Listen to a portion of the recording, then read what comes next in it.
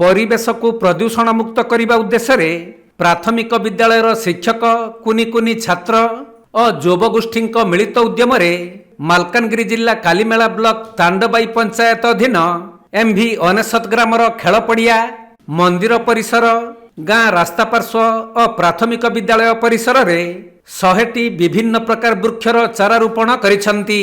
आमर यही जो वृक्षरोपण आम परिवेश आमर जो प्रदूषण जो बढ़ी चली तेणुक गछ कटा गछ हना सब जगार चली आम चेष्टा करुचु जेते संभव आम गछ लगेवा प्रत्येक व्यक्ति वर्ष को गोटे लेखा गछ लगवा उचित आम से चेष्टा को आगे बढ़ी चलीचु। तबे परिवेश को सबुज सुंदर और निर्मल वातावरण सृष्टि करने पई एहिपरि नियारा उद्यम करा जाइछि। सुस्थ परिवेश पई वृक्षर निहाती आवश्यक। गोटिए वृक्ष गोटिए जीवन एही मर्मरे वृक्षरोपण कार्यक्रम करा जाइथवा बेले यह समाज प्रति एक सचेतनतार वार्ता देव निश्चय। एमवी 99 प्राथमिक विद्यालयर शिक्षक सुशांत कुमार महांती उद्यम एही कार्यक्रम को सफल करिसंती कुनी कुनी छात्र और ग्रामर युवगोष्ठी। प्रत्येक वर्ष ए अगस्ट मासर प्रथम सप्ताह को आम वन महोत्सव हिसाब से पालन करुचु।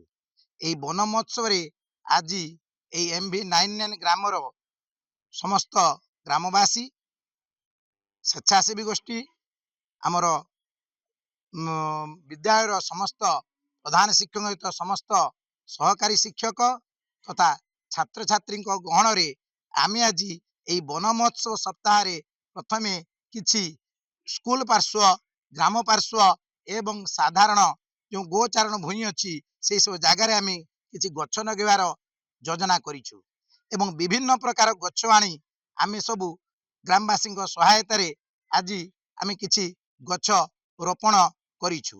एई गछ होची आमर जीवन कहले चले। एई गछटार आम खाद्य वस्त्र बासगृह पाउचे तेने एई गछ को आम केबे नष्ट करने को दबा नहीं। आम समस्ते शपथ नेबा प्रत्येक गोटे गोटे गछ लगाइबा एवं एई गछ आमर जीवन रक्षा करने सहित परिवेश को सुस्थ सुंदर एवं रखिबा। मालकानगिरी जिल्लारू संतोष कुमार पंडा रिपोर्ट के लाइव।